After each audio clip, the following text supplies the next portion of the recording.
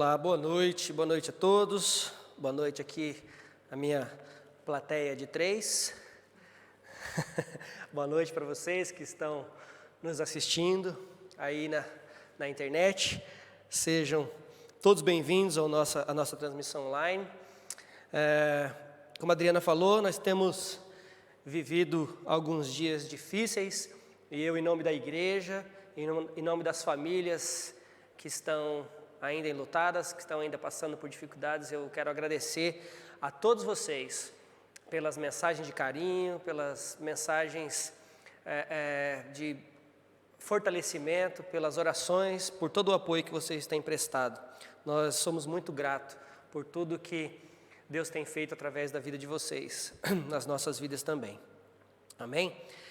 Bom, como vocês sabem, o verso do ano para a nossa igreja aqui em Cliff Oak Church se encontra em Isaías 43, verso 19. Isaías 43, verso 19 diz assim: Vejam, estou fazendo uma coisa nova. Eis, ela já está surgindo. Vocês não a reconhecem? Até no deserto vou abrir um caminho e riacho no ermo. Nós temos falado, irmãos, desde o início do ano, desde do segundo domingo de janeiro, sobre mudanças. Nós temos dito que Deus, Ele está fazendo coisa nova, mas eu tenho feito uma pergunta constantemente, todas as semanas: e nós? Estamos preparados para mudar? Nós estamos preparados para aceitar a mudança que Deus quer fazer nas nossas vidas? Ou ainda, nós queremos mudar? Será que nós queremos mudar? Hoje eu gostaria de falar sobre o encontro de Jesus com um jovem, com um homem rico. E Jesus exigiu dele algumas mudanças para que ele pudesse segui-lo.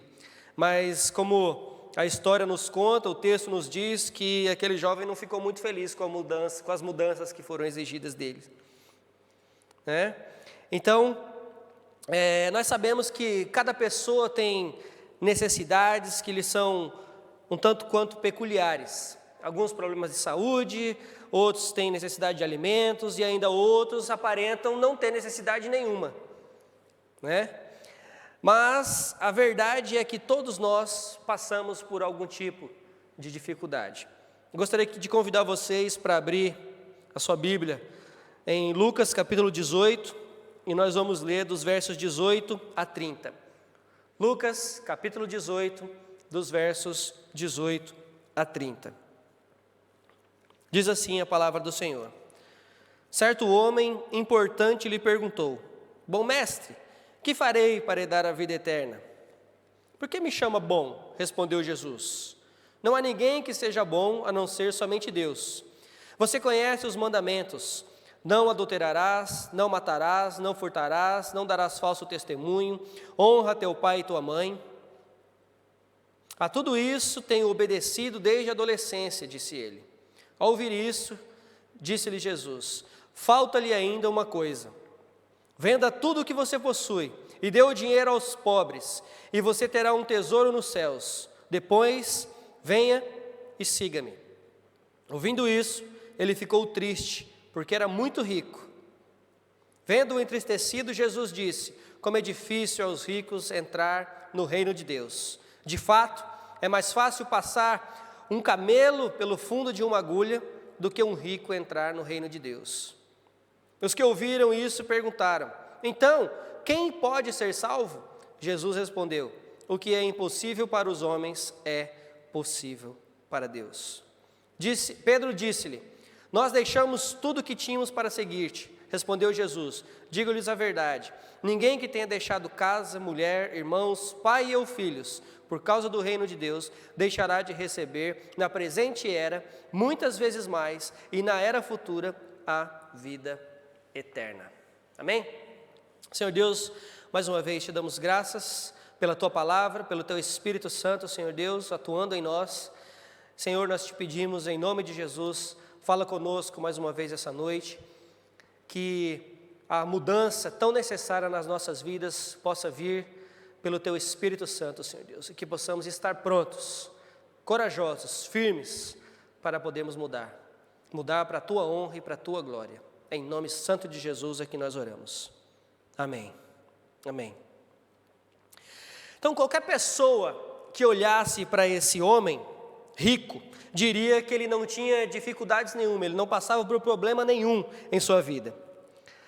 Como religioso, na verdade, ele estava acostumado a fazer muitas coisas para receber o favor de Deus.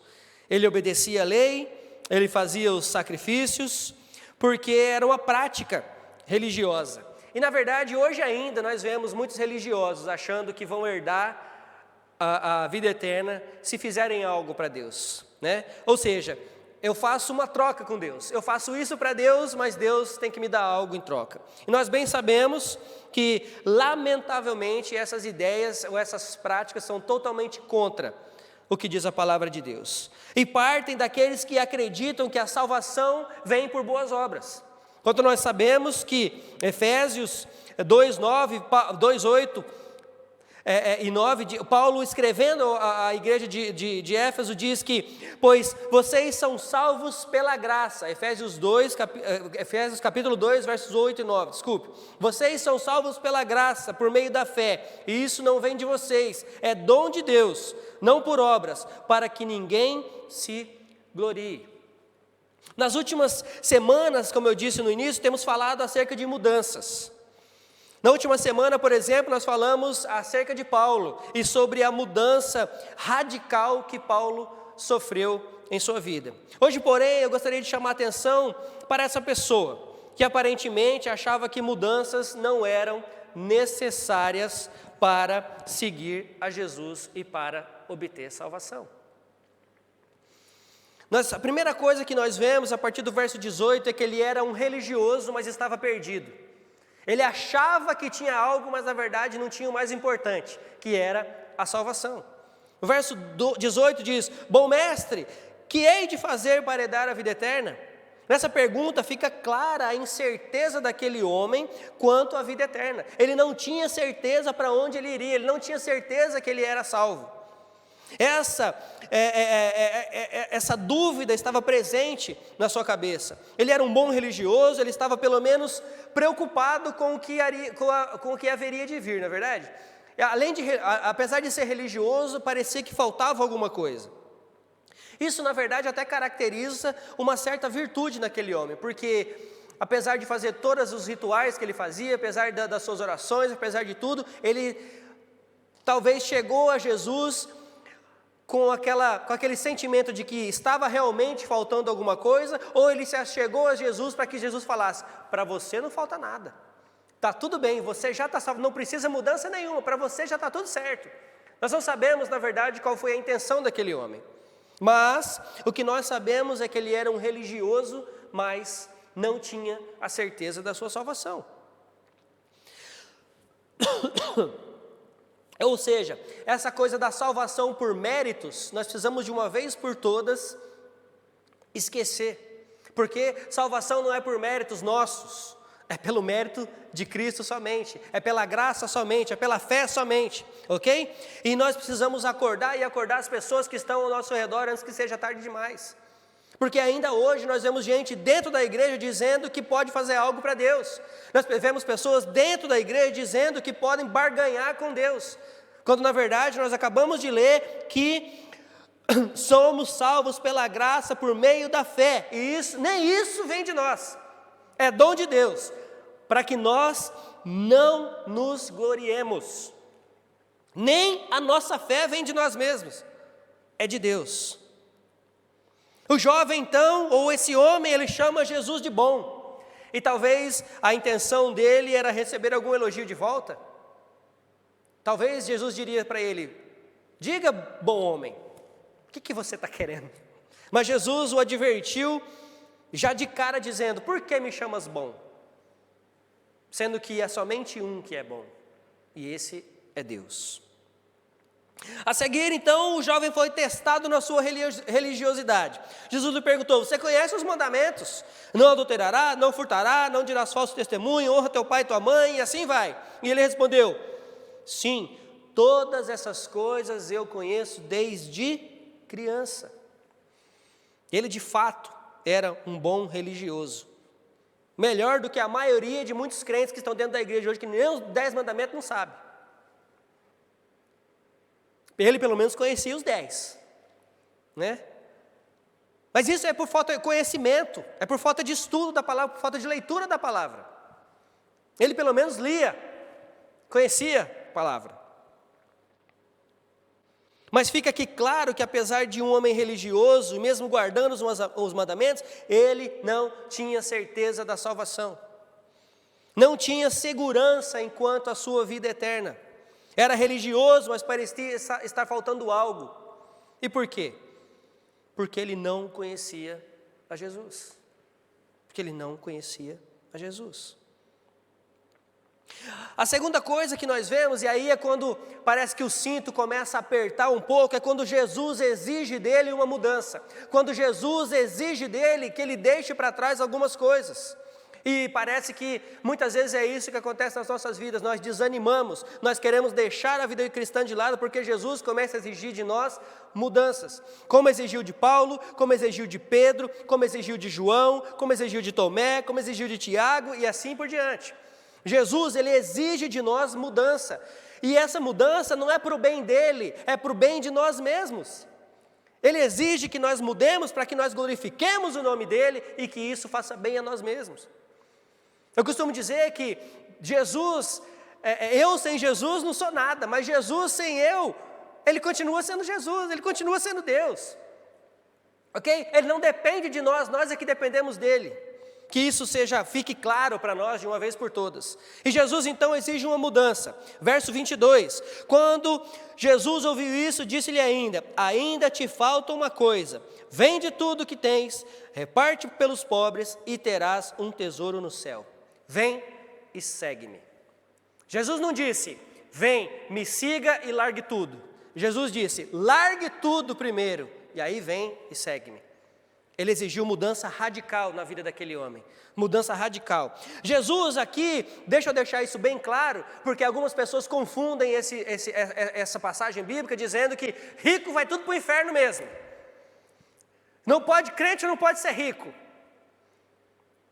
As pessoas dizem isso, mas não é isso que Jesus está dizendo. Jesus não está condenando as riquezas. Jesus está condenando o amor às riquezas. Esse é o problema. Jesus está falando acerca do perigo quando a riqueza toma primeiro lugar em nossas vidas. Qualquer coisa que seja prioridade, qualquer coisa que seja primeira, que tenha primazia nas nossas vidas, que não seja Deus, ela se torna idolatria. E esse é o problema do homem rico, as suas riquezas tinham tomado o seu coração completamente. Deus não era prioridade em sua vida, apesar de conhecer a palavra de Deus, apesar de ir para o templo, apesar de fazer os sacrifícios religiosos, mas Deus não era prioridade em sua vida. É isso que acontece nas nossas vidas. Nós dizemos que cremos em Deus, nós dizemos que queremos Deus, viemos à igreja, nós servimos na igreja, nós fazemos coisas para Deus, mas nós não queremos Deus como prioridade nas nossas vidas, nós colocamos outras coisas como prioridade. Esse é um grande problema da igreja contemporânea. Tudo vem primeiro. Tudo vem primeiro e depois nós pensamos em Deus. E aí nós nos tornamos apenas religiosas. Participamos de um culto todo domingo, participamos da igreja, participamos de eventos da igreja, até fazemos evangelismo nas ruas. Mas Deus não é prioridade. Deus está sempre em segundo plano. Deus está sempre em segundo plano. E esse era o problema desse jovem. Encontro verdadeiro com Jesus requer decisões. E isso gera conflito. E geralmente nós não gostamos de conflitos. Nós não gostamos de conflitos. O texto deixa muito claro a todos nós que a salvação não depende da nossa religiosidade, mas sim de quanto amamos a Deus. João 14:15 diz que aquele que me ama guarda os meus mandamentos. Não é o contrário. Aquele que me ama guarda os meus mandamentos. Uma pessoa pode ser ou pode se considerar religiosamente perfeita e ainda assim está perdida. Os fariseus eram assim. Os fariseus eram assim. Não há dúvida de que muitos que estão dentro da igreja também hoje estejam perdidos, porque nunca colocaram Deus como prioridade nas suas vidas. Fizeram tudo certo, mas esqueceram do principal: Jesus. Porque muitas vezes o que nós temos visto na vida de muitas pessoas que nos cercam é que está fazendo tudo certo. E eu coloco entre aspas esse tudo certo. Parece que está fazendo tudo certo. Está orando, está dizimando, está servindo na igreja, não falta nenhum culto, participa de todos os estudos. Eu queria mesmo que isso fosse uma realidade, mas não é. Mas vamos lá. Faz tudo isso, faz tudo certo, mas esquecem do principal, de colocar Jesus como centro na vida. Esse é o problema. Pessoas que dão esmolas, oram, são honestos, fazem penitência, ajoelham no milho, né, e tudo mais. Contudo, não são salvos. Não são salvos. Precisam se achegar a Jesus. Precisam ter um verdadeiro encontro com Jesus. Assim como fez esse homem. Mas apesar de ter feito isso, ele na verdade não queria mudança. Talvez ele estava esperando um tapinha nas costas, né? Tá tudo certo. Conhece a lei, pratica a lei, faz os sacrifícios, está tudo certo, está salvo. Talvez era isso que ele estava esperando. Mas Jesus nunca faz isso com ninguém. Jesus, ele exige de nós um posicionamento. Jesus, ele exige de nós mudança de vida. Jesus, ele exige de nós conversão, mudança de caminho. Ele exige isso de nós. Ninguém é tão santo, ninguém é tão perfeito que Jesus vai virar para nós, a palavra de Deus vai virar para nós e falar assim, ó, tá tudo certo. Tá tudo certo. Esse é um mal, parece que do nosso século. Porque é o que tem sido falado por aí. Não, você é bonzinho mesmo, você é legal, você merece. Você merece. Você é a obra-prima de Deus. O Senhor Jesus, se fosse possível, até pecaria por você. Olha que coisa tão... chega a doer de ler isso, de ouvir isso. Irmãos, amigos, e eu vou olhar para a câmera agora, porque eu tenho certeza que tem muita gente que nós amamos, que estão assistindo. Não, você não é o centro de Deus, não. Você não é bonzinho, eu não sou bonzinho, ninguém é bom, senão Deus. Já disse aqui o texto. Nós não somos. Ok? Então nós vimos que o jovem rico, esse homem rico, ele era um religioso, mas ele não tinha certeza da sua salvação. E nós vimos também que as prioridades dele não estavam no lugar correto. Ele tinha prioridade em várias outras coisas, menos em Deus. E nós agora vamos ver que esse jovem, esse homem, ele queria a salvação, mas sem ter compromisso com Deus. E parece até, mais uma vez, chovendo molhado, né? O que tem acontecido nas igrejas, o que tem acontecido hoje na vida cristã em geral. As pessoas querem ser salvas, mas não querem ter compromisso. As pessoas querem os benefícios de Deus, mas não querem ter compromisso de Deus. Com Deus, desculpe. As pessoas querem as bênçãos de Deus, mas não querem ter o Deus das bênçãos. As pessoas buscam ter coisas boas de Deus, mas não quer o Deus que é bom. O verso 23 diz: quando ele ouviu isso, ficou muito triste, porque era muito rico. Ficou muito triste, ou seja, o ficou muito triste já deu para perceber que ele não queria nada sério de verdade. O jovem procurou Jesus a fim de resolver seu problema espiritual. Mas quando Jesus lhe disse o que precisava fazer, ficou muito triste e saiu pesaroso, saiu triste, pisando duro. Falar, eu venho aqui com a maior boa vontade, diante dele, perguntar o que precisa, e ele vem com essa conversa para o meu lado. Parece que é assim que pensou esse jovem aqui. Queria resolver o seu problema, mas não queria pagar o preço. Jesus, ele não está interessado no que nós queremos. Ele está interessado no que nós precisamos. É assim que tem que ser as nossas vidas. Eu sei que é difícil de entender isso, porque nós queremos tanto, né? Nós queremos muitas coisas. E tudo bem querer, não tem problema, porque isso é da nossa natureza humana mesmo. Agora, nós não podemos exigir que Deus faça tudo o que nós queremos, porque não é assim que funciona. Porque no final do dia é a vontade dele que prevalece. E nós temos experimentado isso durante esses últimos dias, essas últimas semanas, a duras penas, mesmo com tristeza no coração, mas nós precisamos entender isso. Que no final das contas é a vontade dele que prevalece. E o preço a se pagar nesse caso era deixar aquilo que estava atrapalhando a vida daquele homem de ter comunhão com Deus. E também esse parece um fato comum hoje, dentro da igreja.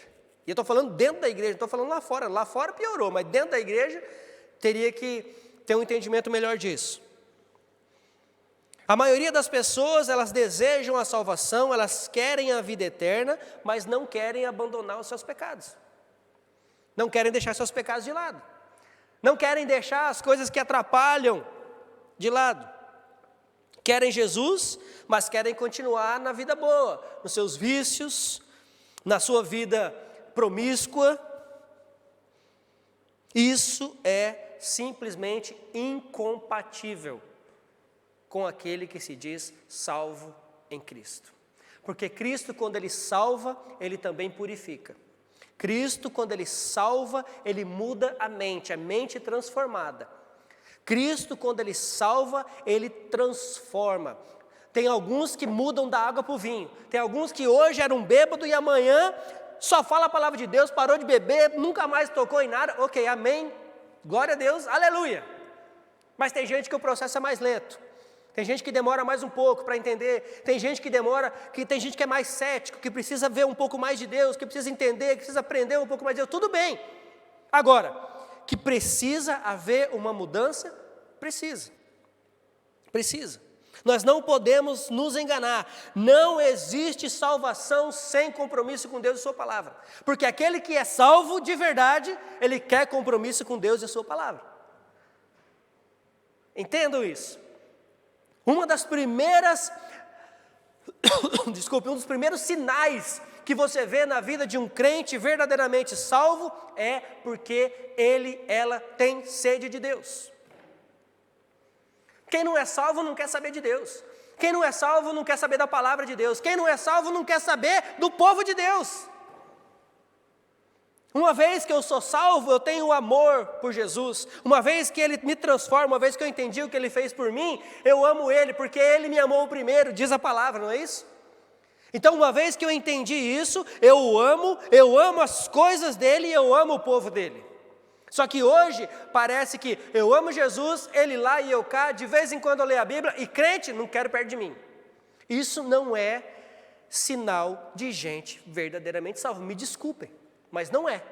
Você pode estar frustrado com a igreja, você pode estar frustrado com o pastor, frustrado com a liderança da igreja, problema seu com eles, ok. Deus, não coloque Deus nessa equação, porque Ele não tem nada a ver com isso. Agora, se você também não aprendeu que mesmo que as pessoas te decepcionem, você tem que perdoar, mesmo que as pessoas te decepcionem, você também decepcionou muita gente, ok? Mesmo que isso aconteça, nós temos que entender de uma vez por todas que sinais de uma pessoa salva, sinais de uma pessoa verdadeiramente salva, primeiro, ela quer compromisso com Deus. Segundo, ela quer compromisso com a palavra de Deus. E terceiro, ela quer compromisso com o povo de Deus, porque é para isso que nós somos chamados, para servir e pregar o Evangelho. Então, eu quero agora te fazer uma pergunta. O que é que tem te impedido de demonstrar essas coisas na sua vida? Qual é a barreira que tem te colocado fora? O que é que você tem que deixar para que verdadeiramente você passe a seguir a Jesus de uma vez por todas? O que tem te impedido? O que você tem que largar? O que você tem que deixar para trás? No caso desse homem era a riqueza, porque ele amava mais a riqueza do que a Deus. E qual é o nosso problema? Qual é o meu problema? Qual é o seu problema? O que eu tenho que deixar para que essa verdadeira salvação, esse verdadeiro relacionamento com Deus seja mais visível na minha vida? O que tem te impedido de se comprometer com Deus? Qual é o seu medo? E aí vem a pergunta: quem então poderá ser salvo? Quem então poderá ser salvo? E os que ouviram isso disseram: logo, quem pode salvar-se? Verso 26. E Jesus respondeu no verso 27, as coisas que são impossíveis aos homens são possíveis para Deus. Quando Jesus disse, olha, é mais fácil passar um camelo no buraco da agulha do que um rico ser salvo, o povo falou, então, estamos tudo lascado. Quem então pode ser salvo? Mas Jesus, ele já responde, e as pessoas parecem que esquecem dessa outra parte do versículo, porque ele diz, o que é impossível, ou seja, se você acha que é impossível passar um camelo no buraco da agulha, para Deus não é. Se Deus quiser, Ele faz passar. Se Deus quiser, Ele faz passar. Porque você aí que está achando que é impossível um homem rico ser salvo, Deus pode fazer isso. Deus pode fazer. Fica entendida aqui, então, mais uma grande verdade sobre a salvação, que alcançar a salvação é impossível para o homem, por maiores que sejam seus esforços. Ninguém alcança a salvação por mérito próprio, ninguém, absolutamente ninguém, ou por qualquer sacrifício pessoal que você venha fazer. A salvação é impossível ao homem, mas é possível para Deus. Quem de vocês acha que era possível que Paulo, por exemplo, fosse salvo? Não foi Paulo que buscou a Jesus, foi Jesus que buscou a Paulo. Não era Jesus que estava perdido, quem estava perdido era Paulo. E Jesus o encontrou, Jesus veio ao seu encontro, e ele caiu por terra. E muitos outros. E eu estou citando Paulo porque eu falei dele a semana passada. Quem imaginou que um homem que perseguia, matava, prendia cristãos, fosse ser perseguido, preso e fosse morrer por causa deles, por causa de Cristo? Se creres, tudo é possível. Tudo é possível. A salvação, para nós ela é impossível, mas para Deus ela não é. A transformação que para nós parece tão difícil, para Deus não é. Salvação é uma questão de fé. E só se pode desfrutar dessa certeza quando assumimos com Deus um compromisso de fé. De fé. É o compromisso com Deus que nos leva a uma atitude de fidelidade com Ele, em todos os aspectos. Compromisso que nos leva a obedecer a palavra de Deus. Compromisso que nos leva a frequentar, por exemplo, um culto. Compromisso que nos leva a fazer parte do povo de Deus. Compromisso que nos leva a prestar contas com o povo de Deus. Compromisso que nos leva a nos juntarmos para pregar a palavra de Deus. O crente comprometido, ele vive a fé que proclama. O crente comprometido, ele fala que tem fé, mas ele vive essa fé. O crente comprometido, ele diz que faz, mas ele faz mesmo. O crente comprometido não só diz que tem que abandonar o pecado, ele abandona o pecado.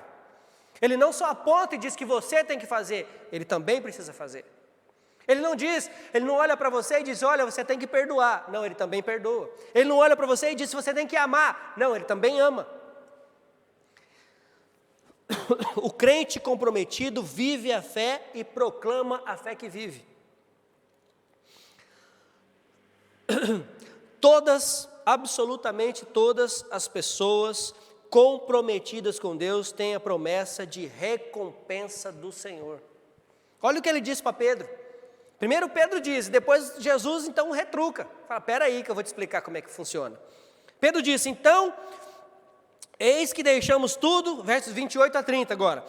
Eis que deixamos tudo e te seguimos. E o Senhor Jesus imediatamente responde, na verdade vos digo que ninguém há que tenha deixado casa, pai, mãe, irmãos, ou mulher, ou filhos pelo reino de Deus, e não haja de receber muito mais neste mundo, e no mundo vindouro ainda mais, que é a vida eterna.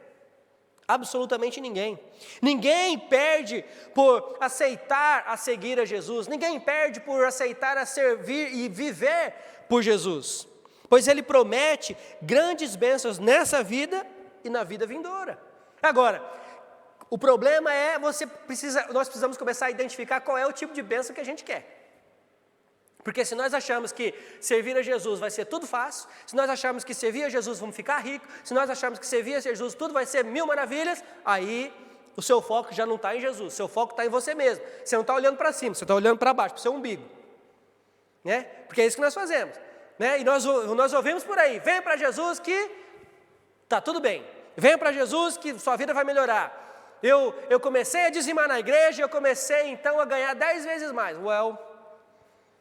Precisa tomar cuidado com esse tipo de promessa. Precisa tomar cuidado com esse tipo de promessa. Jesus, Ele promete grandes bênçãos nessa vida. Grandes bênçãos. Mas Ele promete principalmente a vida eterna. Para que nós possamos entender se somos realmente salvos, amigos, irmãos, irmãs, nós precisamos ser muito mais do que religiosos. Na verdade, religião não salva ninguém. Quem salva é o Senhor Jesus. A salvação, ela precisa passar por alguns pontos de transformação nas nossas vidas. Primeira coisa, começamos a dar prioridade a Deus e às coisas de Deus. O próprio Senhor Jesus ensinou isso em Mateus 6:23. Mas buscai primeiro o reino de Deus, a sua justiça, e as demais coisas vos serão acrescentadas. Vos serão acrescentadas. Quem dá prioridade a Deus, assume compromisso com Ele e está pronto para fazer a sua vontade. Eis as grandes verdades que nós aprendemos com o texto bíblico. Reassuma hoje, então, em nome de Jesus, o seu compromisso com Jesus. Reassuma hoje, então, com Jesus, que você precisa sim mudar. Peça a Ele que te ajude, nessa transformação. Peça a Ele que Ele mesmo te transforme. Coloque em prática essas coisas que nós ouvimos. Mas cuidado para não fazer como esse homem fez. Ele estava ansioso, querendo, buscando a vida eterna, achando que era pelos méritos dele mesmo. E o Senhor Jesus jogou um balde de água fria em sua cabeça, dizendo, larga tudo e siga-me. E se Ele fizer isso comigo e com você hoje? Será que nós temos coragem de deixar tudo por Jesus?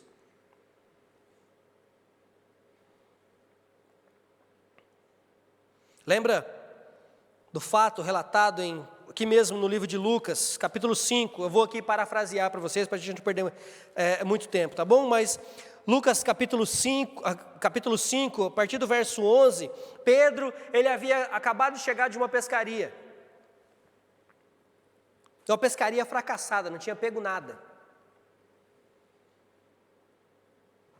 E Jesus se aproximou e mandou que ele fosse para as águas de novo. Agora você vai para as águas mais profundas. Imagina o que passou na cabeça de Pedro. Se fosse eu e você. Você ficou a noite inteira pescando. Você está cansado, você não pegou nada, você conhece o mar, você é experiente, pescador experiente. Jesus vem e fala, vai de novo, agora vai mais, para águas mais profundas. Talvez eu e você teria dito assim, Senhor, eu sei o que eu estou fazendo, eu sou pescador, e outra, estou cansado, fiquei a noite inteira, não peguei nada, o Senhor quer que eu volte lá? Mas não foi isso que Pedro fez. Pedro obedeceu. Pedro foi.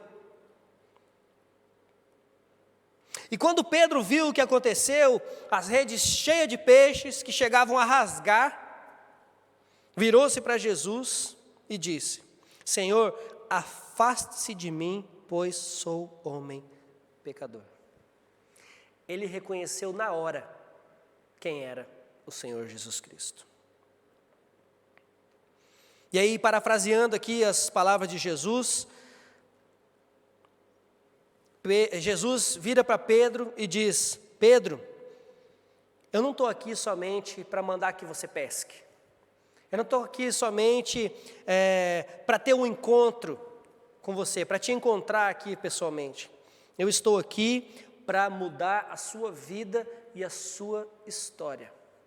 É o que Jesus fez. Jesus vira para Pedro e diz: a partir de hoje você vai ser pescador de homens. Pescador de homens.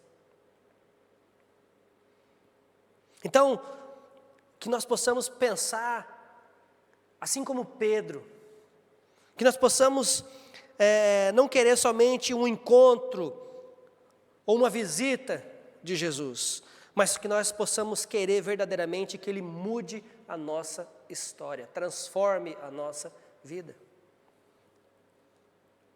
E para encerrar, eu gostaria de abrir Romanos capítulo 6 com vocês. Abram em Romanos capítulo 6,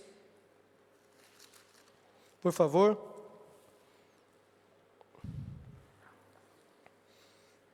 Olha o que a palavra diz, Romanos capítulo 6, dos versos 1 a 7.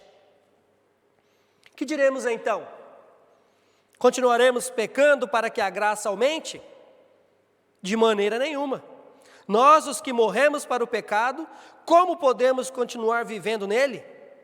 Ou vocês não sabem que todos nós que fomos batizados em Cristo, fomos batizados em sua morte?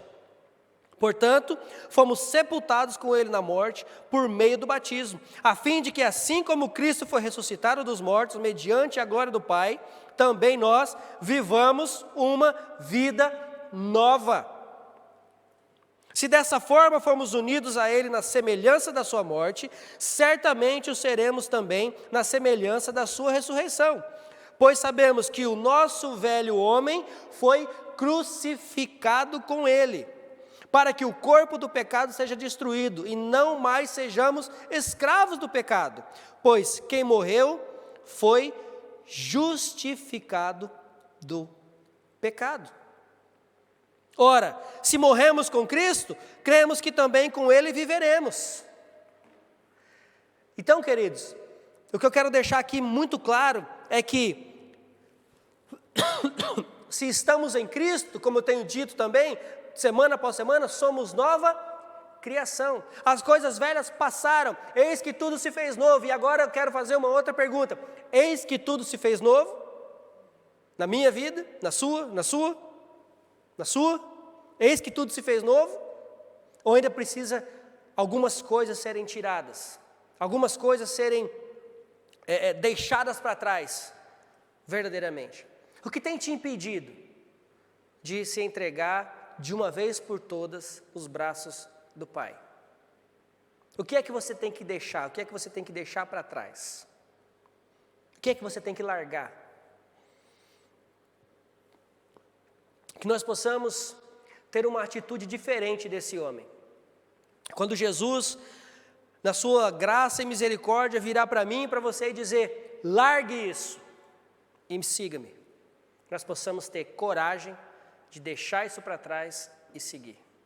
Que nós possamos ter fé suficiente para que possamos obedecer o que Jesus quer de nós.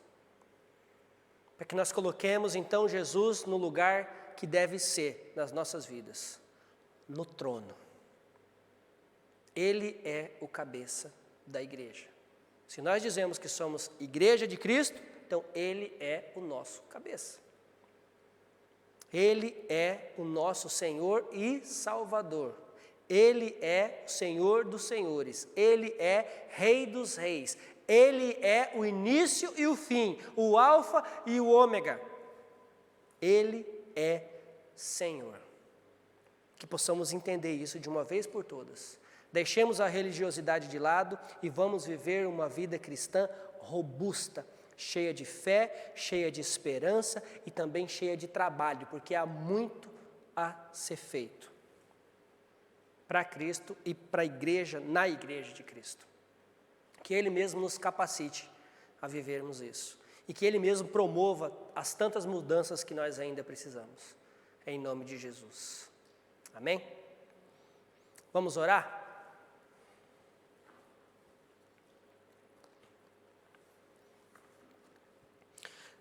Senhor Jesus, mais uma vez, nos colocamos diante de Ti, sabendo, Senhor, que somos carecidos da Tua graça, da Tua misericórdia, Senhor Deus, pedindo mais uma vez, nos ajuda, Senhor, nessa transformação diária para a Tua honra e glória. Senhor, nós queremos mais de Ti, nós queremos Te conhecer mais e mais, mas muitas vezes nós fraquejamos, muitas vezes nós nos preocupamos com outras coisas, muitas vezes nós colocamos outras coisas no lugar que deveria ser somente Seu, Senhor. Senhor, eu Te peço, ajuda-nos a abandoná-las, ajuda-nos, Senhor, a olhar para Ti, ajuda-nos, ó Pai, a termos fé verdadeira, ajuda-nos a termos transformação verdadeira que glorifique ao Seu nome, Senhor. Senhor, nós Te pedimos, eu peço para mim, para os meus irmãos que aqui estão, para os irmãos, amigos que estão assistindo, ó Pai, que o Senhor gere transformação verdadeira e que essa transformação gere salvação, Senhor. Que nós possamos entender que não é mérito nosso, nem a fé é mérito nosso, vem de Deus. Que o Teu Espírito Santo trabalhe, Senhor, nos nossos corações e que possamos ser transformados para a Tua honra e Tua glória, e que possamos viver de maneira abundante para o Senhor, servindo ao Senhor, servindo aos irmãos, servindo à comunidade em que vivemos, para que as pessoas vejam o Senhor em nossas vidas. E aí sim, nós vamos poder experimentar essa mudança de qual tanto queremos, essa transformação que o Senhor está fazendo nas nossas vidas e no mundo ao nosso redor. Em nome de Jesus eu Te peço, capacita-nos, ó Pai, em nome de Jesus. Amém.